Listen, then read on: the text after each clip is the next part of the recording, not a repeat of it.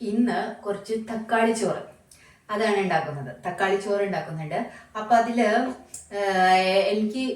എനിക്കറിയാവുന്ന വിധത്തിൽ ഞങ്ങൾ സാധാരണ ഉണ്ടാക്കുന്ന വിധത്തിലാണ് ഉണ്ടാക്കണത്. ഇതിലെന്താന്ന് വെച്ചാല് ഞാൻ വെളിച്ചെണ്ണ മാത്രമേ യൂസ് ചെയ്യുന്നുള്ളൂ. വേറെ ഓയിൽ മറ്റുള്ള നെയ്യും ഒന്നും യൂസ് ചെയ്യുന്നില്ല. വെളിച്ചെണ്ണ നമ്മൾ യൂസ് ചെയ്യുന്നുണ്ട്. വെളിച്ചെണ്ണ ചട്ടി ചൂടായിട്ട് വരുമ്പോൾ നമ്മൾ വെളിച്ചെണ്ണ ഒഴിച്ചു. ഇനി വെളിച്ചെണ്ണ കുറച്ച് ഒന്ന് ചൂടായിട്ട് വരുമ്പോൾ നമുക്ക് കുറച്ച് പണികളുണ്ട്. നമ്മുടെ വറ്റൽമുളക്, ഈ എല്ലാം ഇതിനെന്താ കറുവാപ്പട്ടയുടെ ഇല, ഇതെന്താ അയല, പിന്നെ ഇതെന്നാ നമ്മൾക്ക് പെട്ടെന്ന് പേരുകൾ വിട്ടു പോണതാണ്. ഇത് നമ്മുടെ കറുവാപ്പട്ട, കരയാമ്പൂ, ബേലീഫ്, ഞാൻ മറന്നുപോയില്ല പെട്ടെന്ന്. അപ്പൊ അതൊക്കെ നമുക്ക് ഇതിലേക്ക് അങ്ങ് ഇട്ട് കൊടുക്കാം. നമുക്ക് വറ്റൽമുളക് ഒന്ന് ഇങ്ങനെ ആക്കാം കേട്ടോ. ഒന്ന് ഇട്ട് കൊടുക്കാം. എന്നിട്ട് അതിന് ശേഷം നമുക്ക് കുറച്ച് തക്കാളി, കുറച്ച് സവാള ഞാനാണ് ചേർത്തത്. കുറച്ച് സവാളയാണ് കേട്ടോ ഞാൻ ചേർത്തത്. എനിക്ക് വേറൊരു ഇതിൻ്റെ ഒരു സൈഡ് കറി കൂടി വയ്ക്കുന്നുണ്ട് ഞാൻ. അതിലേക്ക് നമുക്ക് ഇനി കുറച്ച് പച്ചമുളക്, കുറച്ച് ഇഞ്ചി, കുറച്ച് പച്ചമുളക്, കുറച്ച് ഇഞ്ചി, കുറച്ച് പച്ചമുളക് അതാണ് ഞാൻ ചേർത്തിരിക്കുന്നത്.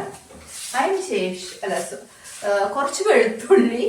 ഇന്ന് കംപ്ലീറ്റ് വെള്ളിയാണ്, വെള്ളിയാഴ്ച അല്ലല്ലോ. അപ്പൊ കുറച്ച് വെളുത്തുള്ളി, പിന്നെ പച്ചമുളക്, കുറച്ച് ഇഞ്ചി, ഇതൊന്ന് നന്നായിട്ട് ചേർത്തിട്ട് ഇണില്ല, ഭയങ്കര കട്ടിയായിട്ടിരിക്കുക. ഇനി നമുക്കതൊന്ന് വഴറ്റാം. ഇത് നന്നായിട്ടൊന്ന് വഴഞ്ഞു വരാം.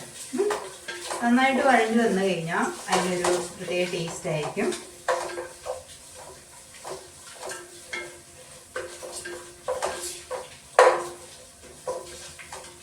ഒരു സ്മെല്ലൊക്കെ ഉണ്ടാവും. നമ്മള് പുറത്തുനിന്ന് കഴിക്കുമ്പോഴത്തെ നെയ്യൊന്നും നമ്മൾ അങ്ങനെ ആഡ് ചെയ്യില്ല.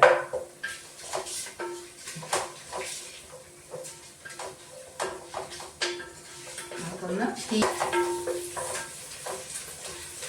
ഇപ്പൊ തന്നെ മണമില്ല. ഇതില് എനിക്ക് ഇതെന്ന് വെച്ചാൽ എൻ്റെ കയ്യിലെ മല്ലിയിലയോ അല്ലെങ്കിൽ പുതിനയിലയോ ഒന്നുമില്ല കേട്ടോ. എൻ്റെ വേപ്പിൻ്റെ ഇല പോലും ഇല്ല. കാരണം എന്തോ ഞങ്ങളുടെ വീട്ടിലെ വേപ്പിൻ്റെ ഇല, വേപ്പ് അധികം ഉണ്ടാവില്ല. പിന്നെ നമ്മൾ ഇവിടെ അടുത്തുള്ള ഒരു വീട്ടിൽ നിന്നാണ് സാധാരണ മേടിക്കാറ്. കാശ് കൊടുത്ത് മേടിച്ചിട്ട് ചിലപ്പോഴേ യൂസ് ചെയ്യാറുള്ളൂ. അപ്പൊ ഇവിടെ അടുത്തൊരു വീട്ടില് വേപ്പിന്റെ മരമുള്ള വീടുണ്ടായിരുന്നു. പക്ഷെ എന്താണെന്ന് വെച്ചാല് ഇപ്പൊ അത് കേടായി വന്നു, കേടുവരും അത്രേ. അപ്പൊ അത് അങ്ങ് മുറിച്ചു കാണും. അപ്പൊ അത് കാരണം വേപ്പിന്റെ ഇല എനിക്ക് ഇത്തിരി ക്ഷാമുണ്ട്. ഞാൻ അവിടെ നിന്ന് മേടിച്ചുകൊണ്ട് വന്നിട്ട് അങ്ങനെ കഴുകി ഒന്ന് തുടച്ച് ഉണക്കിയിട്ട് എടുത്തിട്ട് ഞാൻ ഫ്രിഡ്ജിൽ വെക്കും. എനിക്ക് സത്യം പറഞ്ഞാൽ ഒരു മാസത്തോളം അത് നിൽക്കാറുണ്ട്. ഇനി നമുക്ക് ഇതിലേക്ക് പൊടികളൊക്കെ ഒന്ന് ചേർക്കാം. ആദ്യം മഞ്ഞൾപ്പൊടി ചേർക്കാം. ഞാൻ കാശ്മീരി മുളക് പൊടിയൊന്നും അല്ല ചേർക്കുന്നത്, സാധാരണ മുളക് പൊടി തന്നെയാണ് ചേർക്കുന്നത്. ഇത്തിരി എരിവ് ഉണ്ടായിക്കോട്ടെ, വേറെ ഒന്നും ചേർക്കുന്നില്ല. ഇത്തിരി ഒരു സ്പൂൺ ചേർക്കാം. ഒരു സ്പൂൺ ചേർത്തിട്ടുണ്ട്. അപ്പം അതിങ്ങനെ നന്നായിട്ട് വഴറ്റിയതിന് ശേഷം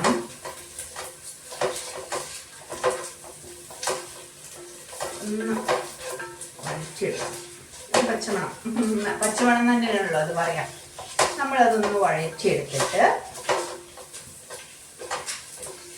നല്ലപോലെ ഒന്ന് വഴറ്റിയെടുത്തിട്ട് കുറച്ച് നമ്മളുടെ തക്കാളി ചോറ്. ഞാൻ എന്താണെന്ന് വെച്ചാൽ തക്കാളി പേസ്റ്റ് ഒന്നും ഇടുന്നില്ല. ഞാൻ തക്കാളി മാത്രമേ ഇടുന്നുള്ളൂ. ഇങ്ങനെ കുനുകുനാ മുറിച്ചിട്ട് ഉള്ള തക്കാളി, അത് പേസ്റ്റ് ഒന്നും ചേർക്കണില്ല കേട്ടോ. തക്കാളി അങ്ങനെ ചെറുതായിട്ട് നമുക്ക് കഴിക്കാൻ കിട്ടും. ഇതെന്താന്ന് വെച്ചാല് എനിക്ക് ചുമയൊക്കെ വരും. എന്റെ മുഖം കൊണ്ട് ഇങ്ങോട്ട് ചെല്ലല്ലേ. അതിനൊപ്പം തന്നെ നമുക്ക് കുറച്ച് ഗ്രീൻ ഗ്രീൻ പീസ് ഞാൻ കുറച്ച് ഗ്രീൻ പീസ് വേവിച്ച് വെച്ചിട്ടുണ്ട്. ഗ്രീൻ പീസ് കുറച്ച്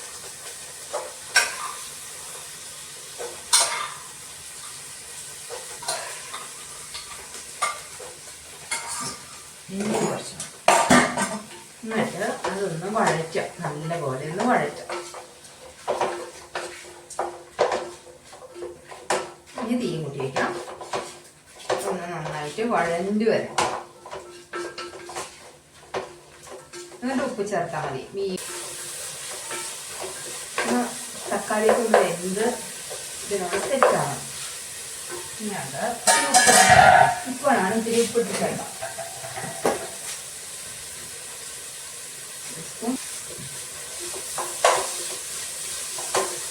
ഈ ഉപ്പൊക്കെ നന്നായിട്ട് പിടിക്കട്ടെ. അതെ,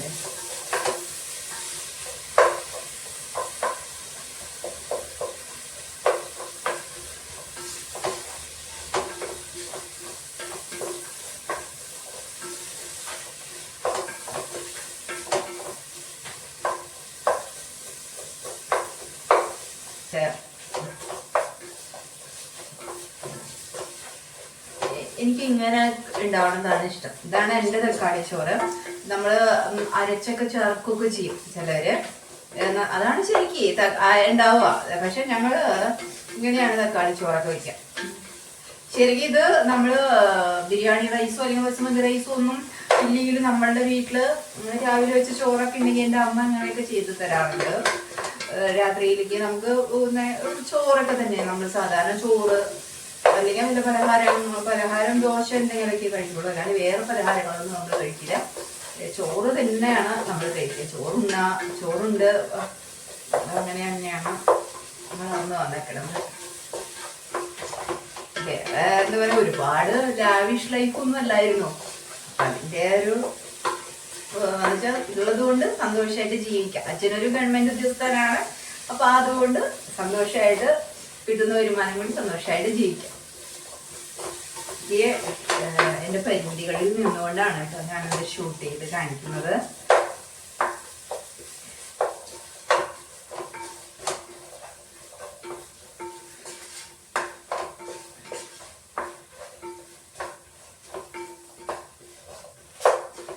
അത്യാവശ്യം റൈസാണ് ചേർക്കാം. ഞാൻ റൈസ് ചേർക്കാൻ പോവാണേ. കുറച്ച് ചോറ് നമ്മൾ വേവിച്ച് വെച്ചിട്ടുണ്ടായിരുന്നു, ബസ്മതി റൈസ്.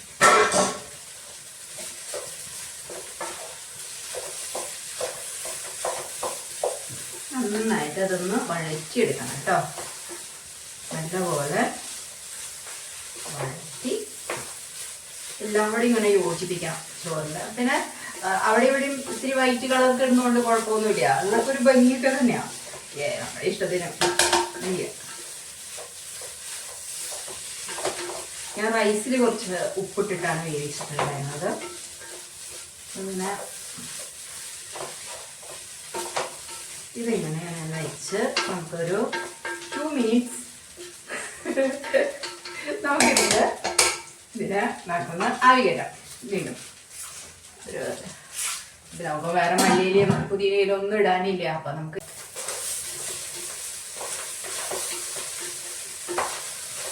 നമ്മുടെ അരിയൊക്കെ വെന്തു, നല്ലപോലെ വെന്തിട്ടുണ്ട്. അരി ഒരു പകുതി വേവിലാണല്ലോ നമ്മൾ എടുത്തിട്ടുണ്ടാവും. അതൊക്കെ നന്നായിട്ട് വെന്തിട്ടുണ്ട്. ഇനിയിപ്പോൾ ഈ സമയത്ത് നമുക്ക് പുതിയില മല്ലിയില ഒക്കെ ചേർക്കാം കേട്ടോ. എൻ്റെ ദാരിദ്ര്യം ചേർത്തിട്ടില്ല. പക്ഷെ എന്നാലും റിച്ച് അല്ലേ, ഇന്ന് ഭയങ്കര റിച്ച് ആയിട്ടല്ലേ നമ്മൾ ഫുഡ് കഴിക്കാൻ പോകുന്നത്. അപ്പം നമുക്കിത് സ്റ്റവ് ഓഫ് ചെയ്യാം. അങ്ങനെ എൻ്റെ തക്കാളി റൈസ് റെഡിയായി.